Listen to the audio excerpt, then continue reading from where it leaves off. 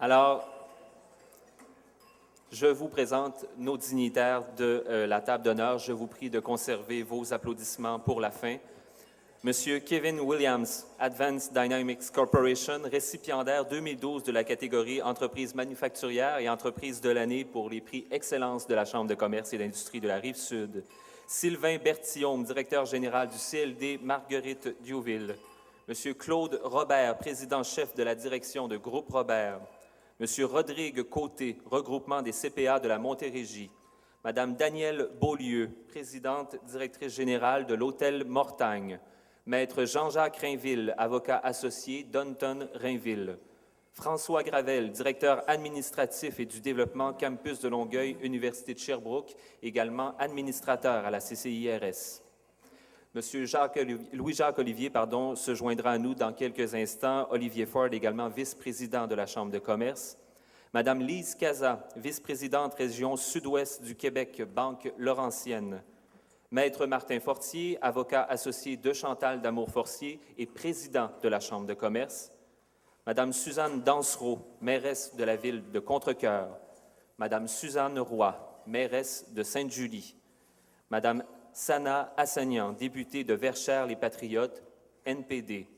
Et bien sûr, notre invitée d'aujourd'hui, Madame Sylvie Vachon, présidente directrice générale de l'administration portuaire de Montréal. Une bonne main d'applaudissements.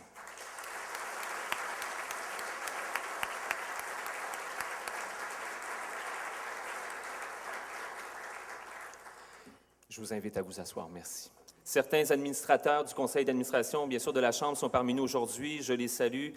Pierre Archambault, Yves Chagnon, Nathalie Lehoux, André Marcil ainsi que Sébastien Rochefort. Nous saluons également la présence aujourd'hui parmi nous de M. François Gamache, maire de Saint-Amable, Jocelyne Bates, mairesse de Ville-Sainte-Catherine, ainsi que Nathalie Simon, mairesse de la ville de Châteauguay. À tous, merci d'être parmi nous aujourd'hui.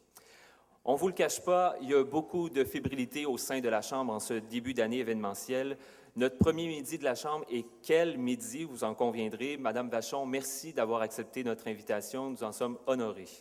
On entend parler depuis quelque temps déjà, voire même quelques années maintenant, de l'arrivée des installations du port de Montréal à Contrecœur. C'est maintenant à nos portes. Ça s'en vient de notre côté du fleuve. Et l'on sent que la Rive-Sud est en plein préparatif pour accueillir les retombées directes et indirectes que cela va générer dans notre belle et grande région. Le port de Montréal est une pièce maîtresse de l'économie de la zone métropolitaine et vous en conviendrez bien au-delà des frontières de la zone métropolitaine. Pour vous le prouver, écoutez ce qui suit. Le port de Montréal offre la route maritime la plus courte et la plus directe entre l'Europe du Nord, la Méditerranée d'une part, ainsi que les marchés du centre du Canada, ainsi que du Midwest et du nord-est des États-Unis d'une autre part. La superficie du port de Montréal va au-delà du 6,3 millions de mètres carrés et le projet de Contrecœur à lui seul représente au-delà de 4,6 millions de mètres carrés. Le port de Montréal, c'est 1,5 milliard en valeur ajoutée à l'économie canadienne, dont 1 milliard pour l'économie du Québec. 18 280 emplois soutenus par l'activité maritime portuaire à Montréal, dont 5 400 directs et 12 800 indirects. Ai-je besoin d'en ajouter?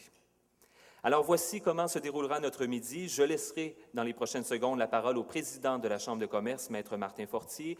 Nouveauté à notre déroulement, en fait, pour l'ensemble des midis de la Chambre cette année, l'ensemble des interventions se dérouleront en un trait, donc il n'y aura pas de service du repas entre la présentation de notre conférencier ou conférencière invité. Le repas suivra tout de suite après. Madame Vachon sera présentée par notre partenaire Platine, la Banque Laurentienne, ainsi que sa représentante, Madame Lise Casa. Bien sûr, la conférence de Madame Vachon suivra la prise de photos officielle. Et pour les entrevues médias, je vous prie de vous adresser à moi directement. Alors sur ce, j'invite le président de la Chambre de commerce et d'industrie de la Rive-Sud, Maître Martin Fortier.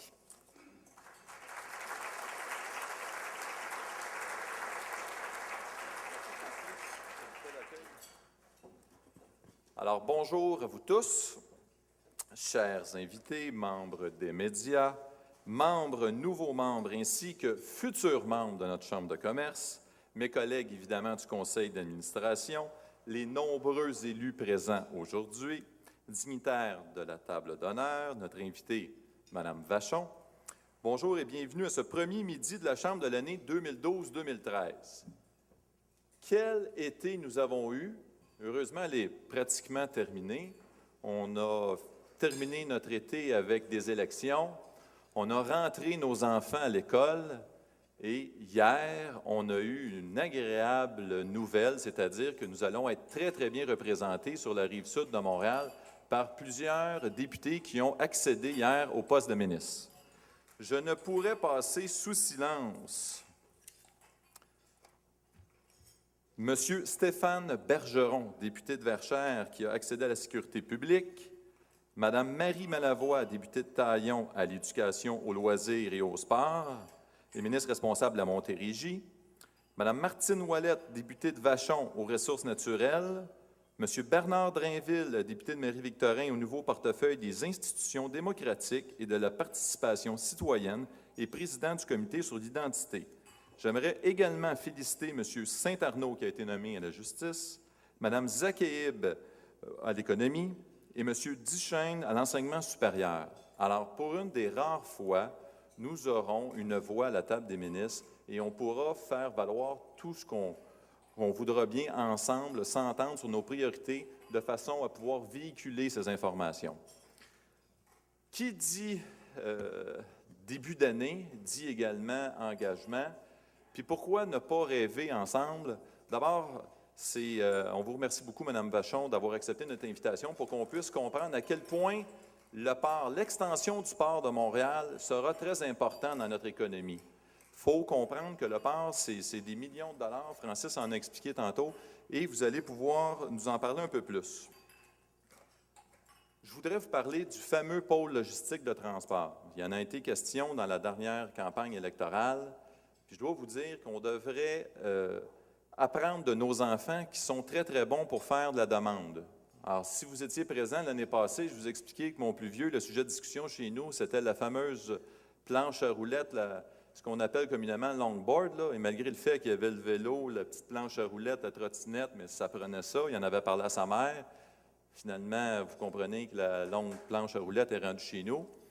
Bien, je ferai remarquer que là, cette année, c'est le téléphone cellulaire. Je vous laisse deviner comment ça va se terminer. Mais nous autres, le pôle logistique de transport, c'est à nous, gens d'affaires, c'est à nous, citoyens, de s'organiser de façon à aller chercher ce fameux pôle logistique de transport. On a tous les ingrédients ici sur la Rive-Sud pour aller le chercher. C'est pas compliqué, hein? D'abord, vous savez que notre port, on va se le faire expliquer, mais il est ouvert 12 mois par année à Contrecœur. Pas 9 mois, 12 mois par année. On a notre aéroport. Bon, on a quelques petits problèmes à régler de ce côté-là, mais ça va se régler. Sacré avocat, hein? Notre aéroport, c'est un bijou. On va pouvoir l'utiliser, puis ça va être favorable pour notre pôle logistique de transport. On a évidemment notre système autoroutier, qu'on veut toujours l'améliorer, mais quand même, il est là. On a nos chemins de fer. Et si on veut se permettre de rêver, qui nous dit qu'avec l'avènement du port à Contrecœur, on ne pourrait pas tout simplement avoir un nouveau chemin de transport, chemin de fer, je m'excuse, j'en perds mes mots, parallèle à l'autoroute 30 pour véhiculer la marchandise lourde et qu'on ne pourrait pas utiliser le chemin de fer existant pour véhiculer des personnes, puis qu'on pourrait, à un moment donné, se brancher, permettez-moi l'expression, sur notre nouveau système de transport léger sur rail que nous aurons éventuellement. Bref, c'est à nous, gens d'affaires, citoyens, corporatifs, élus, à s'organiser de façon à ce qu'on puisse réussir dans nos demandes, revendications. Sur ce, je vous remercie beaucoup que vous soyez déplacés aujourd'hui, puis on va compter sur vous. Merci.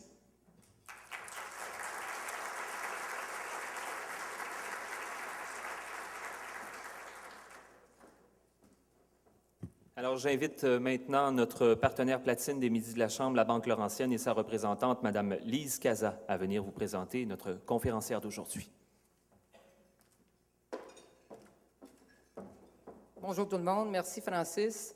La Banque Laurentienne est fière de s'associer encore une fois de plus cette année au Midi de la Chambre de commerce et d'industrie de la Rive-Sud. Des rendez-vous privilégiés auxquels participent les acteurs influents de la scène économique, régionale, provinciale, nationale et voire même internationale. Partenaire de votre réussite, la Banque Laurentienne vous invite donc à participer en grand nombre tout au long de l'année au Midi de la Chambre. Diplômée en administration de l'Université de Sherbrooke, Sylvie Vachon possède une vaste expérience de la gestion d'entreprises, tant dans le secteur privé que gouvernemental et paragouvernemental. Entrée à l'administration portuaire de Montréal en qualité de chef des ressources humaines en 1990, Sylvie Vachon a assuré successivement les postes de directrice des ressources humaines, de vice-présidente ressources humaines, puis de vice-présidente administration et ressources humaines. À la demande du conseil d'administration, elle a occupé les fonctions de présidente directrice générale par intérim de mars à juillet 2009, avant d'être nommée à titre permanent présidente directrice générale de l'administration portuaire de Montréal. Sylvie Vachon représente les administrations portuaires canadiennes au Forum de concertation sur le transport maritime de Transport Québec et membre des conseils d'administration de l'Association américaine des autorités portuaires, de l'Association internationale Villes et Ports, de Montréal International, de la Fondation SEDNA et membre gouverneur de l'Alliance verte et du Conseil patronal de l'environnement du Québec. Applaudissons maintenant Mme Sylvie Vachon.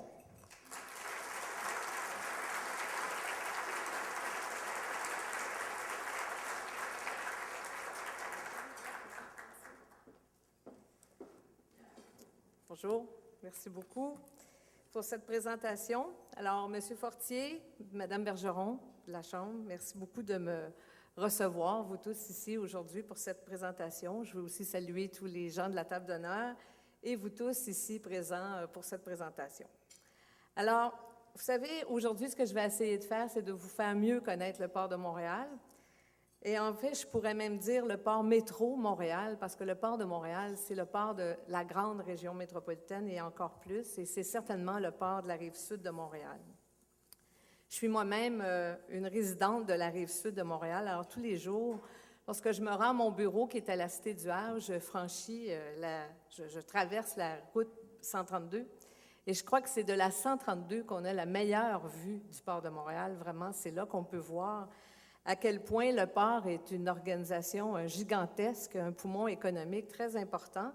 Et on peut le constater parce que de la 132, on est capable de voir tous les grands navires qui sont amarrés au port, on est capable de voir les rangées de conteneurs. Et c'est là qu'on peut voir vraiment l'importance du port dans le commerce international et certainement pour les résidents de la Rive-Sud et les partenaires de la Rive-Sud. On l'a dit tantôt, je ne vous apprendrai rien, on est déjà aussi présent sur la Rive-Sud à Contrecoeur où on opère un terminal de vrac solide. Et je vous pourrai aussi, je pense que c'est de mise aujourd'hui que je vous parle aussi de nos projets de développement à Contrecoeur. Le port de Montréal, c'est un des plus importants ports intérieurs en Amérique du Nord et un commerçant maritime qui est mondialement reconnu et connu. Je crois que certains d'entre vous ont eu déjà l'occasion de le visiter. Mais quoi de mieux, pour bien le comprendre, de faire une visite du port? Alors, je vous invite aujourd'hui à une visite virtuelle du port de Montréal. Je vous invite à imaginer que vous êtes à bord d'un hélicoptère et on va faire ensemble le tour du port. Alors, disons qu'on décolle d'un toit d'un building du centre-ville de Montréal. Vous pouvez apercevoir, et je vais essayer d'être sur la même droite et gauche que vous, mais vous pouvez apercevoir ce qui est à ma droite, donc ce qui est à votre gauche. Le terminal Bickerdike, qui est situé juste derrière l'autoroute Bonaventure ou plus familièrement sous la grande pancarte de Farine Five Roses. Le terminal Bickerdike est utilisé pour tout le cargo canadien qui est destiné à Terre-Neuve ou encore aux îles de la Madeleine. Il y a des bateaux qui viennent hebdomadairement pour faire cette route Montréal-Terre-Neuve ou Montréal-île de la Madeleine. Vous voyez aussi le célèbre Silo 5, que nous avons rétrocédé en 2010 à la Société immobilière du Canada et qui est maintenant responsable d'en faire un grand projet récréo-touristique et résidentiel. C'est au même endroit que débute le vieux port de Montréal, qui est vraiment différent du port de Montréal. Mais dans le milieu du vieux port de Montréal, nous avons la gestion de la jetée Alexandra, sur laquelle se situe notre terminal de croisière et notre gare maritime, c'est-à-dire notre gare maritime. C'est donc là qu'on reçoit tous les grands paquebots avec les passagers internationaux. Et quand la saison des croisières va se terminer, donc vers la fin du mois d'octobre, nous aurons accueilli plus de 55 000 passagers et membres d'équipage, ce qui est une augmentation d'environ 46 % comparativement à l'année passée. Et je crois que le marché des croisières, c'est vraiment un marché qui est en plein essor et que c'est certainement un axe de développement à valider parce que les retombées économiques pour l'industrie touristique de la grande région métropolitaine sont très importantes.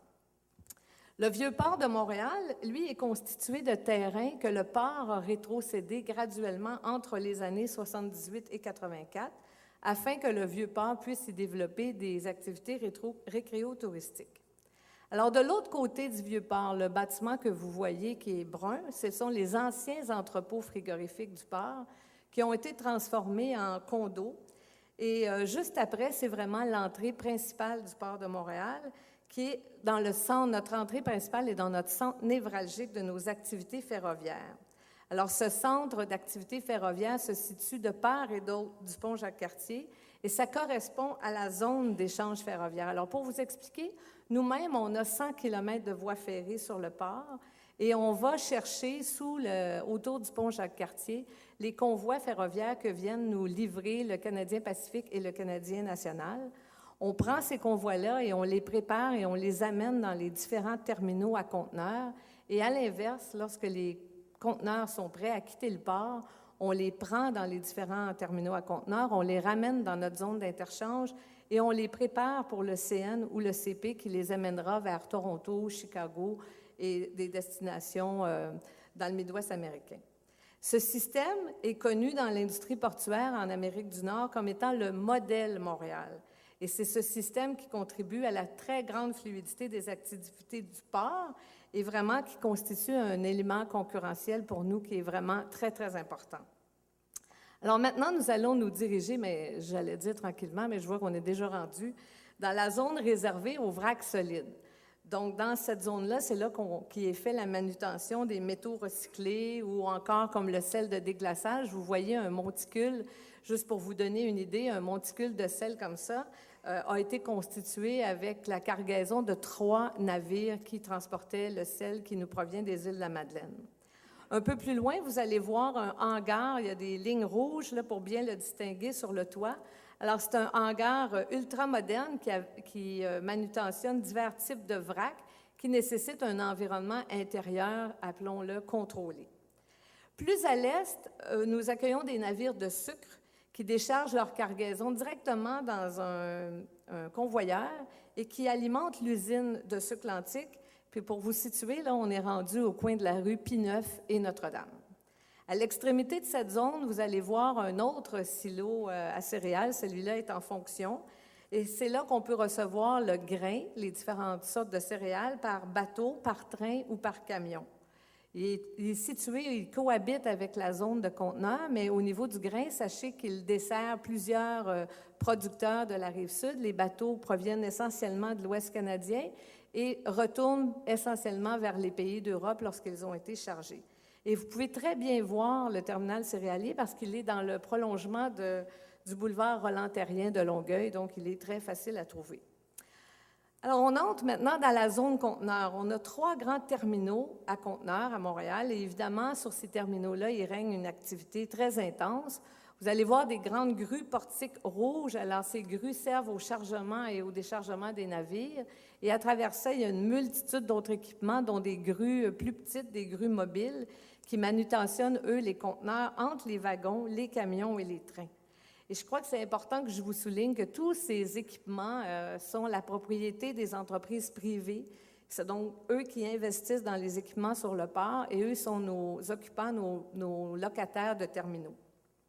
C'est bon aussi que vous sachiez que parmi les grandes lignes maritimes mondiales, il y a 5 des plus grandes lignes parmi les 10 qui fréquentent le port de Montréal, dont les 3 premières au monde qui nous visitent à chaque semaine.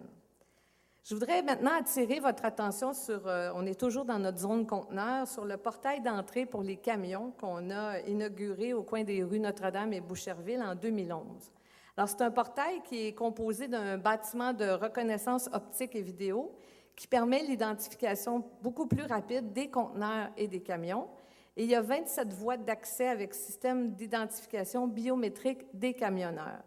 Depuis son entrée en fonction, on constate que ça a réduit le temps d'attente sur nos installations d'environ la moitié et évidemment aussi, ça a considérablement réduit les émissions de gaz à effet de serre.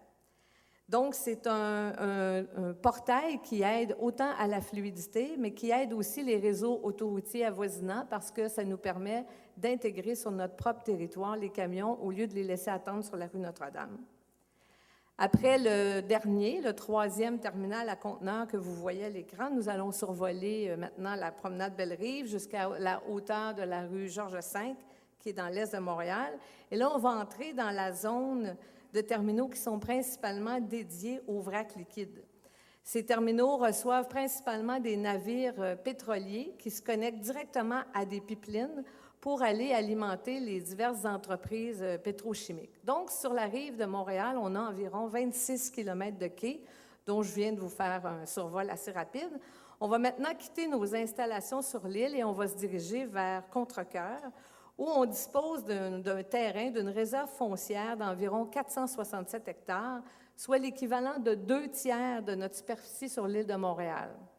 À Contrecœur, c'est la firme Logistec qui opère ce terminal de vrac solide, notamment pour la réception d'engrais chimiques agricoles et industriels, et ainsi que tous les minerais de fer qui sont destinés à ArcelorMittal. Les activités de vrac représentent environ 15 % du territoire qui est disponible à Contrecœur. Alors voilà, c'était vraiment une visite très rapide de nos installations. On y accueille environ 2200 navires par année. Et un de nos plus grands avantages au port, c'est vraiment notre localisation géographique. Donc, il faut imaginer qu'à partir du port de Montréal, on peut rejoindre 40 millions de consommateurs en 8 heures de camion et on peut rejoindre 70 millions de consommateurs en 36 heures de train. Donc, ça, c'est un avantage qui permet aux lignes maritimes de faire flotter leur cargaison le plus longtemps possible et c'est en plein ce que les lignes maritimes recherchent. C'est donc 110 millions de consommateurs à proximité de notre région.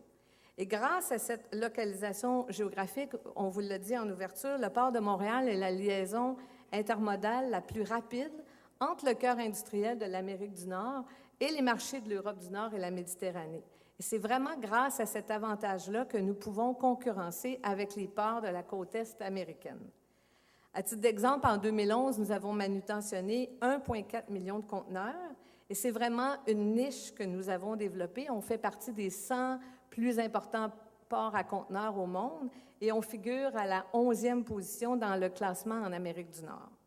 Et sachant qu'une partie de plus en plus importante du commerce mondial est acheminée par voie maritime, nous pensons que tous les efforts que nous faisons pour maintenir et améliorer nos activités au niveau du conteneur nous placent vraiment dans la bonne direction et nous permettront aussi de profiter des opportunités qui vont se présenter, comme avec les futurs accords de libre-échange, notamment entre le Canada et l'Europe. Et vous l'avez vu pendant la visite, le port est aussi un important centre de transbordement diversifié. Ça aussi, c'est très unique. Il y a peu de ports qui offrent la possibilité de décharger différents types de cargos, que ce soit conteneurs, les marchandises non conteneurisées, le vrac solide, le vrac liquide. Et bien sûr, on est un centre important pour les activités de croisière sur le Saint-Laurent. Mais parmi les enjeux auxquels nous devons faire face, celui de la capacité pour les conteneurs en est un important. Nous savons que sur l'île de Montréal, notre capacité pourrait être, avec ce qu'on connaît aujourd'hui, pourrait être de 2 millions de conteneurs et c'est donc une limite que nous approchons tranquillement. Comme on connaît de la croissance d'année en année, la question de la capacité est quelque chose sur lequel on travaille de façon acharnée et régulière.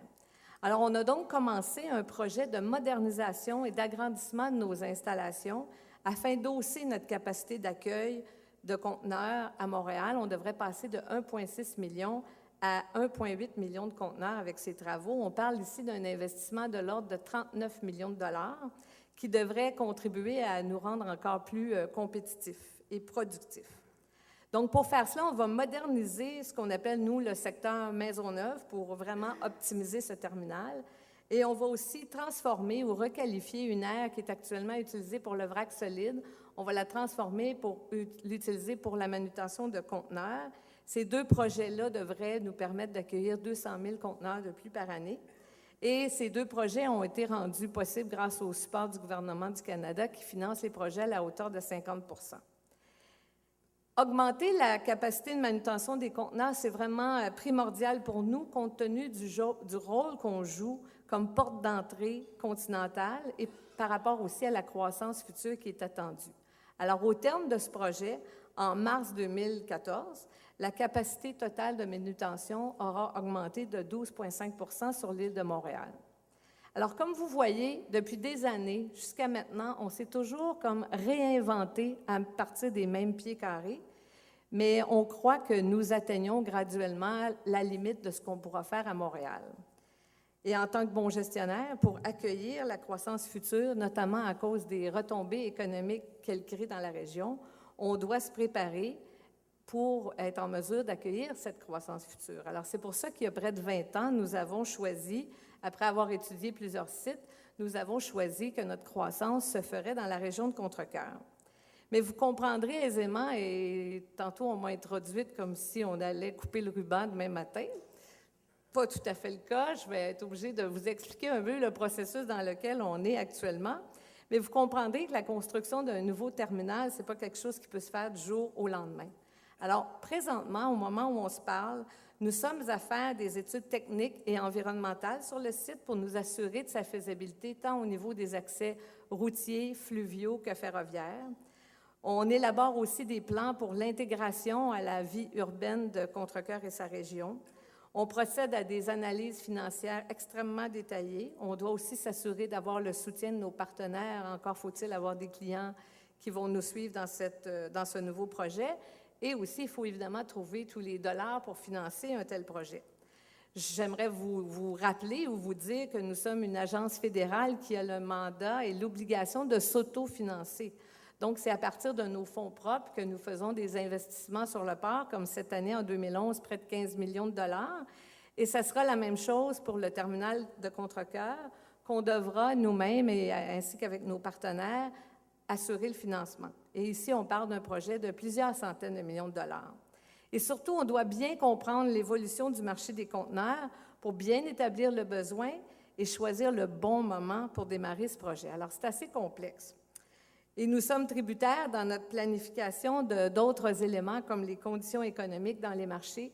C'est sûr qu'actuellement, les marchés économiques de l'Europe et ceux des États-Unis qui sont en plein notre niche ne nous favorisent pas. Notre trafic 2012 est légèrement à la baisse. On doit donc être prudent, mais on est très confiant que la hausse de nos trafics conteneurs va reprendre dès bientôt.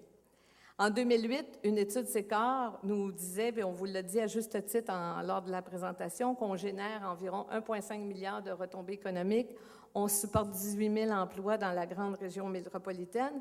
Et c'est sûr que notre projet à Contrecœur, qui pourrait faire en sorte que la région devienne vraiment une plaque de transport et de logistique, entraînerait la création de nouveaux emplois, créerait des opportunités d'affaires pour les entreprises de la Rive-Sud, et c'est exactement ce que nous visons avec notre projet. Alors, je sais que plusieurs aimeraient connaître la date précise où on va, et je regarde, je ne sais pas pourquoi je vous regarde particulièrement, la date précise où on commencera le projet de construction, mais comme il y a encore plusieurs ficelles à nouer, je ne suis pas en mesure de donner cette date, mais ce que je peux dire, c'est qu'on est en train de faire nos études, elles ne sont pas terminées, mais dans notre histoire, on n'a jamais été aussi avancé dans le projet. Donc, sans qu'on connaisse la date, notre ambition, c'est vraiment que tout le côté technique soit prêt pour que dès que l'économie et les conditions économiques seront favorables, nous soyons prêts à embrayer avec ce projet et non pas en train encore de réaliser des études.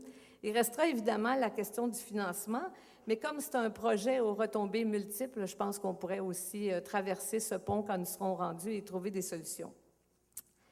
Il y a un dernier enjeu dont je voudrais vous parler ici, et je suis sûre que c'est un sujet dont on parle souvent sur la Rive-Sud, c'est tout ce qui concerne la circulation routière, la réfection des ponts, qui nous préoccupe, nous aussi. Les travaux qui sont à venir sur les ponts vont avoir un impact important sur le transit des camions qui transportent la marchandise en provenance ou à destination du port. Et malheureusement, on est obligé de faire face et essayer de trouver des solutions ensemble Présentement, il y a 55 du transit au port de Montréal qui se fait par camion et 45 par train. Chaque jour, c'est environ 2500 camions qui nous visitent, donc c'est quand même un sujet dont on doit se préoccuper rapidement. Et il y a beaucoup d'entreprises de la Rive-Sud dont les activités dépendent aussi du port de Montréal. Et c'est pour ça qu'on essaie de travailler déjà en collaboration avec nos partenaires pour trouver des solutions. Et c'est un sujet qui sera aussi porté par la future grappe de transport et logistique que nous sommes à mettre sur pied. Et éventuellement, je pourrais, si vous m'invitez, revenir vous parler de ce projet de la grappe.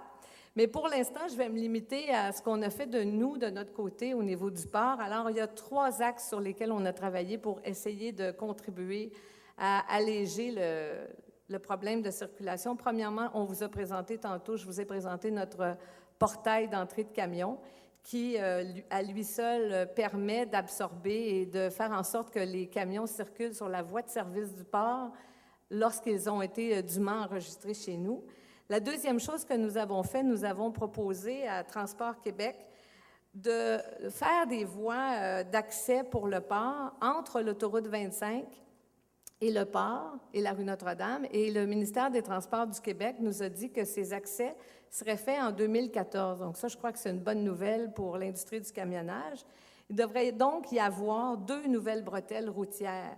Une sortie directe de l'autoroute 25 Sud entre la rue Tellier et le tunnel, qui conduira directement au port et à la rue Notre-Dame, et un nouvel accès direct à l'autoroute 25 depuis le port et de la rue Notre-Dame à la hauteur du tunnel en direction nord. Alors ça, on est vraiment heureux que le ministère nous ait confirmé qu'il ferait ces travaux dans le projet de réfection du tunnel qui est actuellement en cours. Et nous sommes également, troisièmement, en attente d'un autre projet qu'on a proposé à la Ville de Montréal et à Transport Québec, à savoir le raccordement de la rue Souligny pour faire une sortie directe et dédiée pour les camions du port de Montréal dans le secteur du boulevard de l'Assomption. Alors ça nous permettrait de compléter la boucle et les camions pourraient circuler sur notre voie de service et avoir accès rapidement au réseau autoroutier supérieur. Alors, on espère vraiment avoir une réponse rapidement dans ce dossier aussi, avant que la congestion ne soit pire qu'elle l'est actuellement. Alors, en conclusion, comme vous avez pu le constater, le port de Montréal se retrouve au cœur d'un patrimoine logistique vraiment de première importance pour les entreprises de la Rive-Sud. Vous êtes reliés au reste du monde grâce à un réseau intermodal qui est performant, qui est étendu et qui intègre le transport routier, le transport ferroviaire et le transport maritime. Et je crois que les entreprises de la Rive-Sud sont avantageusement situées pour profiter de ce réseau. Et un bel exemple, je crois, ça, c'est l'entreprise Intersan de Boucherville qui fabrique de la litière pour chats et qui l'exporte à travers le monde à partir du port de Montréal. En fait, ils exportent dans tous les continents où le port de Montréal est connecté. Et nous, l'équipe du port, quand on voit ça, on se sent encore plus votre partenaire et on veut faire en sorte de continuer à tout faire ce qu'on peut pour vous aider à propulser vos affaires et celles de la région. Je vous remercie beaucoup.